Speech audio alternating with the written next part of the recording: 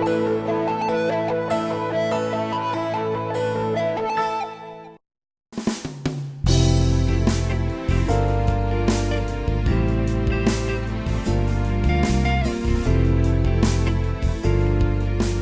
everyone to Straight from the Paws. Today, my name is Gail Furtado. I'm the president of Forever Paws Animal Shelter, and today I have with me Diane Cote, our board of directors, and our outreach coordinator with Mr. Darcey. Diane, how's Mr. Darcey doing? Well, today we have Mr. Darcey here, and he's representing the cat population at the shelter. And as you can see, I guess he really is a true ham. He likes being in front of the camera. Mr. Darcey is a domestic short-hair cat who's tiger with white. He's about 1 year of age, and he is very friendly. He's very affectionate. He is a real charmer, and he likes to snuggle in your lap. We have had him a few times to some of our off-site adoption days, and he pleasantly would just sit in the lap of a volunteer, and people would walk by and they would just admire how content Mr. Darcey would be there. I mean, he's just purring away. I can hear him. He's just purring away, and his feet are just opening and closing. He's just a happy little cat, and as you can see, he has a harness on and he has a leash, and he's ready to go. And he is a wonderful cat, and we have so many other wonderful cats down at the shelter.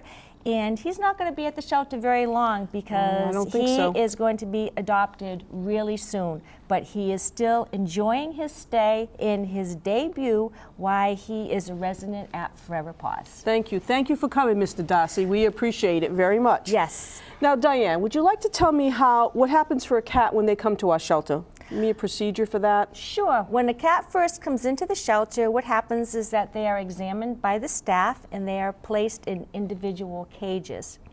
At this time, when they are placed in these individual cages, they are very closely monitored to see if they have any health issues going on. And if they do, they are treated, and the medication is given to them for whatever they might need it for. At the time that they are in the cages, the cats are being assessed, and they see what kind of personality they have, whether they're a dominant, whether they're submissive type, whether they are independent, whether they are very friendly, lovable, like to get in your lap. And they usually remain in this cage for about 3 weeks. Okay. And during this time, they are given a rabies shot, a distemper shot. They're checked for feline leukemia. They are wormed. They are given a flea treatment. And an appointment is made for a veterinarian if they need to be spayed or neutered. And once they are deemed to be nice and healthy, they are then moved to another room in the shelter. Okay, so let's talk a little bit about the rooms in the shelter. I know what it's like, but I don't know if our viewers will. Could you explain to the viewers what kind of areas that we have for our cats? Yes, the majority of our cats are all kept in free roaming cat rooms, which basically means that the cats are all able to roam around. No one is kept in any cages, and they have to learn how to coexist with each other.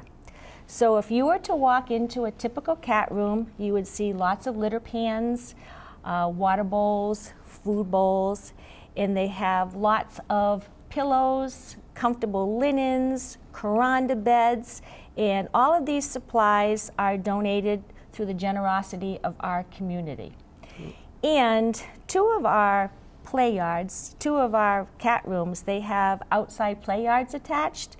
And thanks to Diamond Regional Vocational High School, the students came down with their instructor and they put the yards together, and we are extremely grateful for that, and especially the cats. So if you come down to the shelter, you will see these cats roaming inside and out. A lot of the cats will be laying out in the sun, just taking up all those warm rays, and as they're taking up all those warm rays, they're very content, just like Mr. Darcey is right here. And also they watch the birds. They also watch all the activity that does go on outside of the shelter, and they're very content and they're very happy. And they also have some little play yard things outside for them too, right? I've seen like little toy houses from children that people donate to us, and they also have little areas where they can climb up and all that. So they really enjoy themselves when they start. Even now with the weather as it is right now, they're still starting to go out. They keep the windows open for them, and they enjoy it because cats enjoy being outside. Absolutely. And another thing too, when people do come down to the shelter and they look at our cat rooms, so often we hear them say the cats here at the shelter really have a good life while they stay at the shelter. That's a good thing to hear, isn't it? Yes, Does it our is. hearts well. It definitely is. Okay. Now, I know that there's this room that I hadn't heard about until recently, and I never knew it was this name. We have a room called the Diva Room for cats. What exactly is that all about? Yes, we have a Diva Room. As I spoke before, we said that the cats are in free roaming cat rooms and they have to learn to coexist with each other. Well, there'll always be one or two cats, maybe a few more, that cannot learn to get along with other cats. So in that case, they get put into the Diva Room. And basically, the Diva Room has individual crates in there, no more than 8 crates. And so a cat who has a hard time getting along in one of those free roaming cat rooms, they are placed in an individual crate. Oh, okay. I know which room that is now. Yes. Okay. And during the day, the staff will go in and they'll open up the door of the crates, and the cat will have a chance to roam around. And as they roam around, they actually get used to some of the other cats. And by allowing them to roam around the room, they're not stuck in a cage for 24 hours. That's awesome. And there are other cats that end up being in the Diva Room also, but they're not in there because they can't get along with other cats. They're in there because they have special dietary needs. Okay. And some of those dietary needs, they could be in there because they have allergies. They have problems with their urinary tract right now for whatever reason. They have sensitive stomachs, and some are just merely in there for weight control. I could probably go into that room myself. That's interesting. Very nice. Now, I know the season that's coming up. We all know it's called kitten season. Would you like to talk a little bit about the kitten season that's coming up? Sure. Usually in late spring, we get a lot of kittens that come down into the shelter. Some years we have more kittens than others. Last year we didn't have as many kittens as what we normally have. And typically what happens is cats will come in that are pregnant, and the ideal situation for us is to be able to place the pregnant cat into a foster home. And once she's in the foster home, that's where she'll give birth to the kittens, and the kittens will stay there for a good 8 weeks. And it's important for them to be in a foster home because the kittens, while they're at the foster home, they get a lot of attention, so they very much get socialized. And also the mama kitty also gets a lot of attention, and she gets more socialized, so therefore makes the animals a lot more adoptable. I know it's great for the person. I just sent back a litter of kittens with their mom, and it was really enjoyable to have them in our home. And now let's talk a little bit about foster opportunities. How would someone become a foster parent for the cats? If someone was interested in becoming the foster parent, they would have to call the shelter, and they would call the shelter at 508-677-9154, and they would ask to speak to the manager, and at that time she would describe to them what they would need to do in order to be a foster mom. And sometimes what happens when kittens come into the shelter, we don't have a foster family available, so as a result, the mother kitten gives birth to the kittens right there in the shelter, which is not an ideal situation to do, but is something that we have to do because when the kittens are so small, their immune system isn't that strong, so they're more susceptible to infection and diseases. So that is why we're always looking for people to foster our animals. And also too, at times there will be little kittens that will come in and they have been taken away from their mom for whatever reason it might be, and as a result they need to be bottle fed, and so that is something that we definitely need people to be willing to do. Well, I know that we do have a foster care application that the manager would have them fill out. I also know it's on our website, so that's a good thing. And I do know that we're fortunate with our staff, as you well know, that our staff usually, very rarely will the kittens be left a pregnant mother there, because one of our staff members usually will take that kitten, the cat, home and make sure that it's taken care of. We're fortunate with that, but sometimes it doesn't always work out the way we want to, but you're right in bringing that out. All right, Diane, just want to ask you one more question. How do you promote the cats? You know, we've got, Mr. Darcey here, and hopefully he'll find a home soon, his forever home, but how do you normally promote the cats for the shelter? We promote the cats for the shelter in numerous ways. People can go on our website where pictures of the animals are placed along with a description of each one. We have a very active Facebook. When we do off-site adoption days, we take pictures of the animals and immediately they get placed onto Facebook.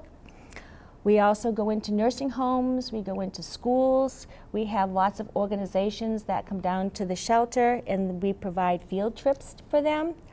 Also, WBSM, which is a radio station in Fairhaven, Mass, is very good to us, and every week they are always promoting one of our animals on their radio station for us. Nice. And we also have people that come down into the shelter and they look into our various different cat rooms in the search of that special someone, and usually they are successful when they come down to the shelter.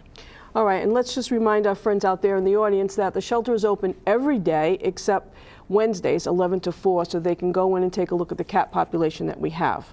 Now, one more thing. I just want to mention, too, I think you forgot about our newspapers. Do we have anything in the Pet of the Week in newspapers at all? Yes, we do. The Standard Times out of New Bedford, Mass, for probably more than 2 years now. What they do in their Monday section, they have a section for all the different animal shelters where they can send their pictures in, and they can send so many of their dogs and cats with a little description about each one. Thank you, Diane. Now, I just want to remind people, too, that on this cable station, we're also going to have, it's going to be Cool Cats and Hot Dogs. So we'll be able to view them, and you'll be able to see them on this channel as soon as we get them up and running. So that'll be good for our viewers to get an idea of who's out there and who's available to come in and see, see our animals on the show.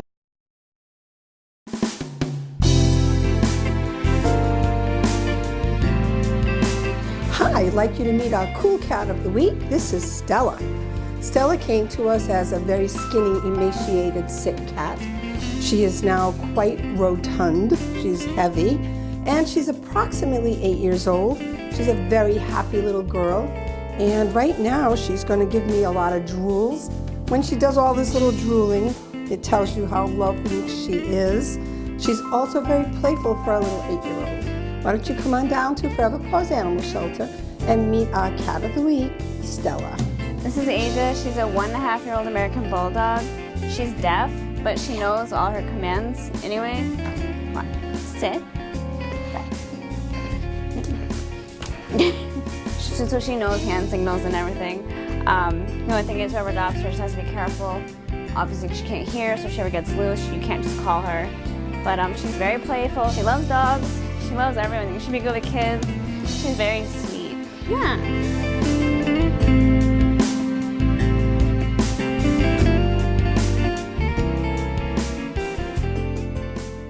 Welcome back, folks, to Straight from the Paws. And now for this part of our show, I have another board of directors member who is a veterinarian who helps us out a great deal, Dr. Cindy Comstoc. Welcome, Cindy. Nice to be here.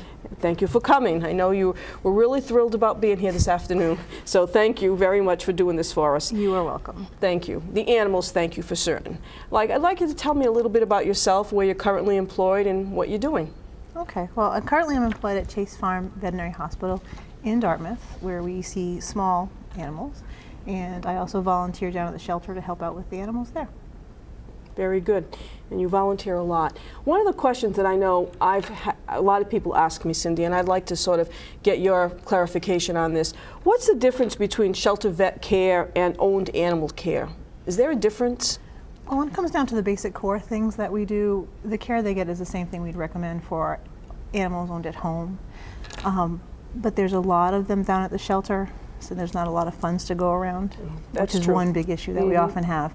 The other thing is that they're crowded, so they're more likely to get upper respiratory tract infections and kennel cough and things like that, which of course stress plays a role of. So one of the things I like about Forever Paws is we do have the outside play yards for the cats and for the dogs, and attempts to get them in rooms where they're comfortable, like the diva room, so we don't have more stress related to that, to try to minimize their illness. And I know that we don't have, you know, we'd like to think as one of our employees, Faye, as our cat whisperer. Yes, and for sure. Do you really think that she helps with deciding which animal should be placed where?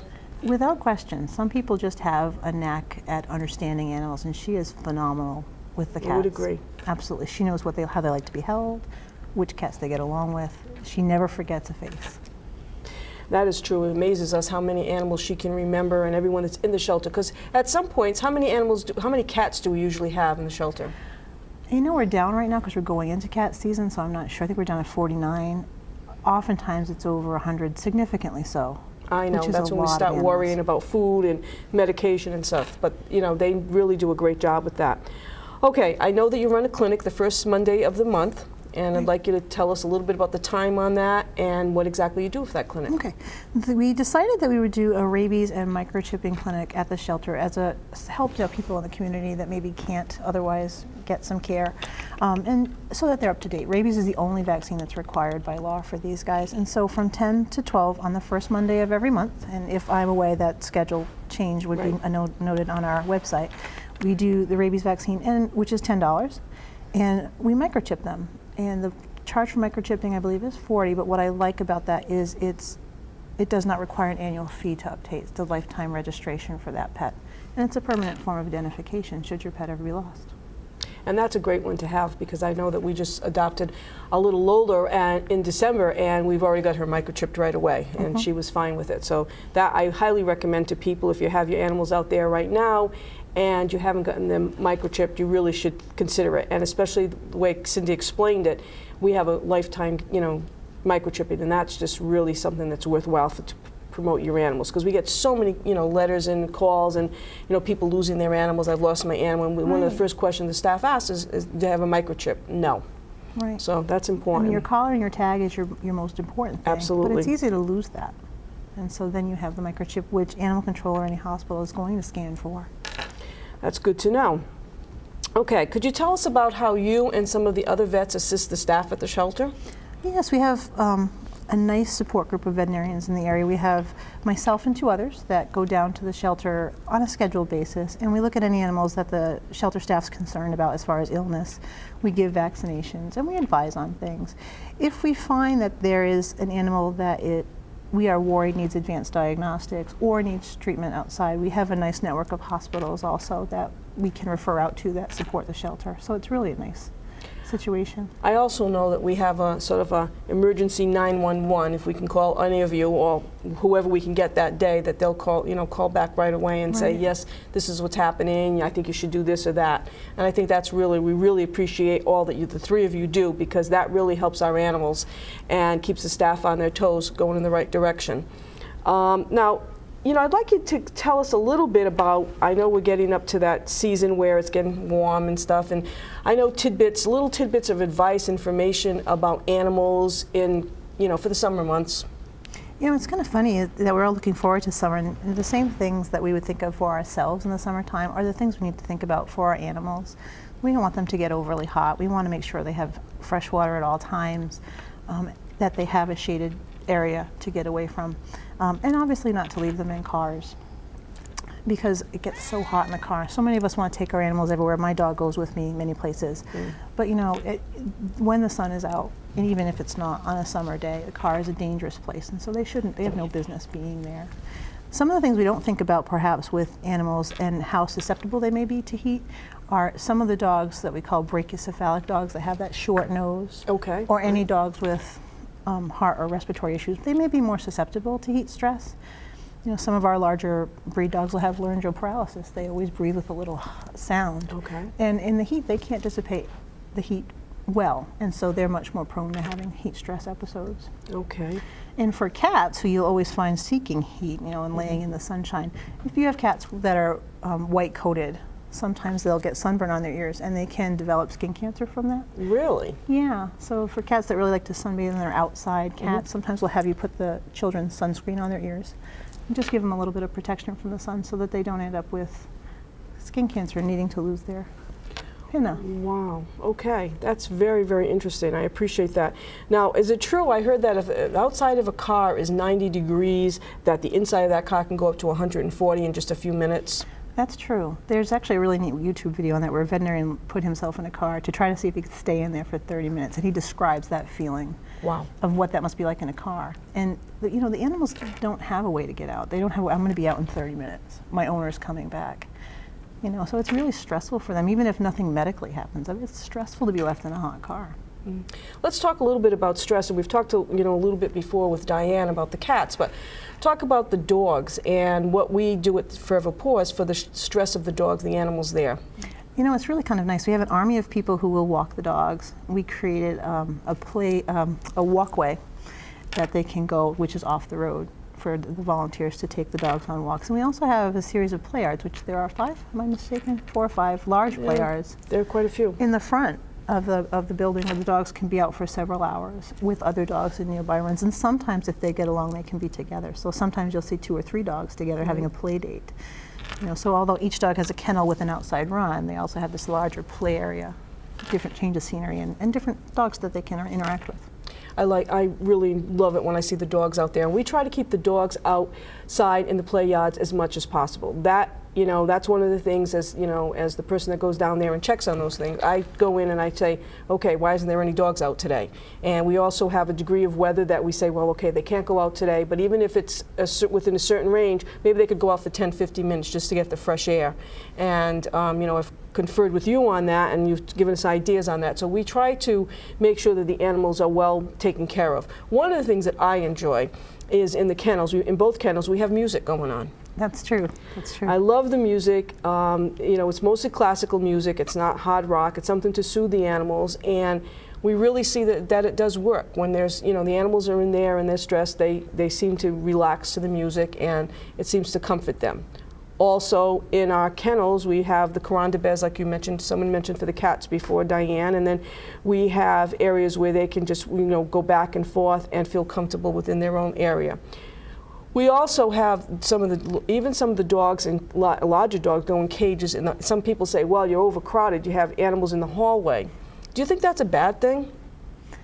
I don't think, for a lot of the animals, the space that they have is going to be the same, whether they're in one of the kennels or in the hallway. So I think that if they're not stressed out by being there, and some of them I think enjoy that. Right.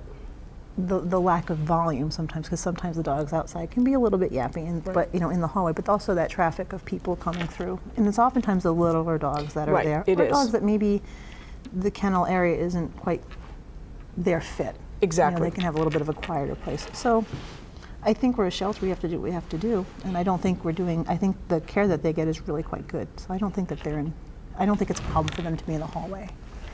Well, that's good to hear, because I have had some people ask me that question, and I say, well, we do the best we can for the room. It's better than roaming the streets. At least we have them confined, and we get to understand what their concerns are and how they're feeling. So I think that's important. And I do think that I want to mention also, too, that we have a trainer that's working with us. Actually, we have a couple of trainers working with us. We have a trainer from Petco in Seekonk named Tara, who's done an excellent job. She volunteers her time through the Petco program. And we also have another trainer named Deb, who actually will go to the sites with Diane, and her and her husband Peter will help walk the dogs and show people how they can be easily trained. And I think that has been a big access for us. That it's helped us along the way to make things better for the animals. And I think the adoption rate, as far as that's concerned, you talk about promoting the dogs. Also, as Diane mentioned before about the cats, we have a great website, and we have, connected to pet finders. as you know, and then we have a lot of the dogs now are coming up on videos. Deb is taking the time out to make some videos for the dogs. Have you seen any of them? I haven't seen any of the videos that she's made. She's actually has done a great job with that. She's purchased the music to go along with it, and she promotes the dog out there. She has her husband or Diane, helping her with the animals, and it's worked out extremely well. It would make sense that it would, because so many people are connected by social media. Exactly. And one of the things I like about the training process when they're coming in is that the staff then can use those techniques. I think the dogs having a job feel better. I think that they do better. And then when they go out into a home, hopefully they're less likely to be returned for behavior problems because they've had that basic manners and that basic training. And then that's important, I think, and I also want to mention that the trainers also help our staff.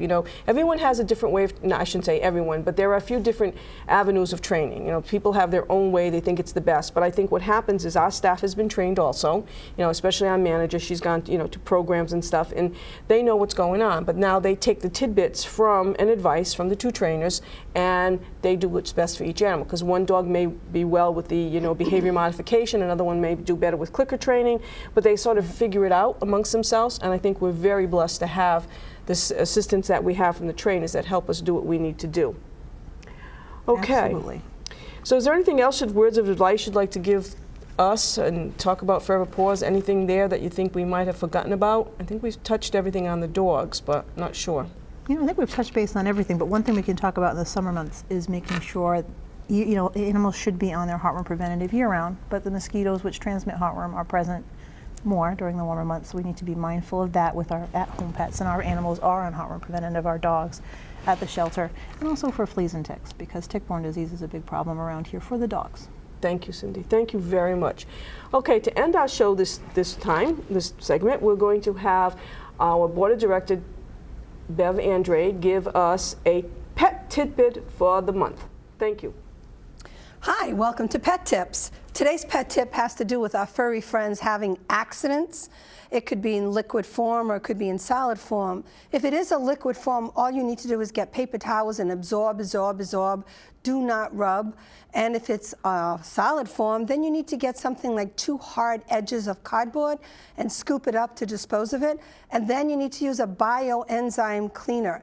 If it's a real bad mess, then you need to call a professional, such as Joe Cavallo from DuraClean. His number is 508-679-0168, and he will give a 5% discount from your amount to Forever Paws. So it's a win-win situation for us. His number again is 508-679-0168. And thank you for another edition of Straight from the Paws.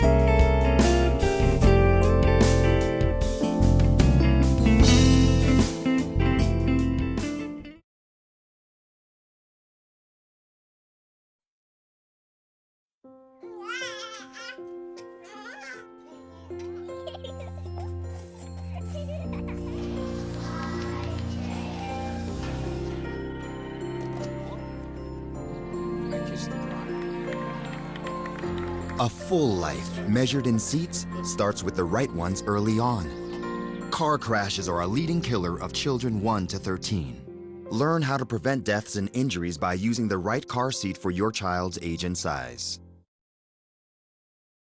Brush, brushy, brush, brushy, brush, brush your teeth. Every day and every night. Now it's your parents' turn. Here's what you gotta do. Let them have your toothbrush so that they can brushy brush your teeth. Good job, you're almost done. 5, 4, 3, 2, 1. That's it. Help your teeth stay healthy. Brushy brush with a grown-up every day.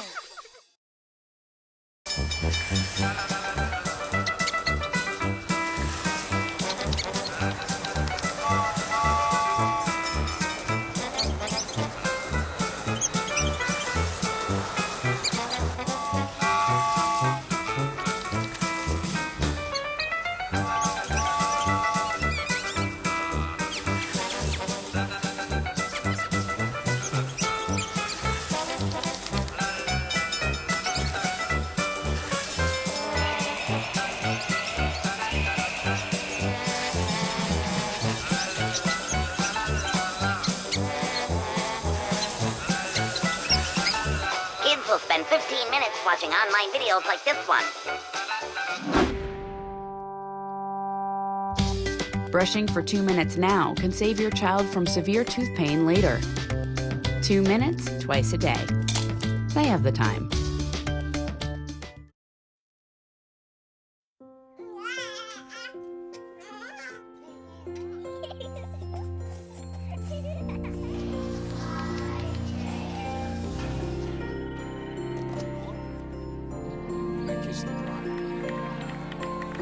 A full life, measured in seats, starts with the right ones early on. Car crashes are a leading killer of children 1 to 13. Learn how to prevent deaths and injuries by using the right car seat for your child's age and size.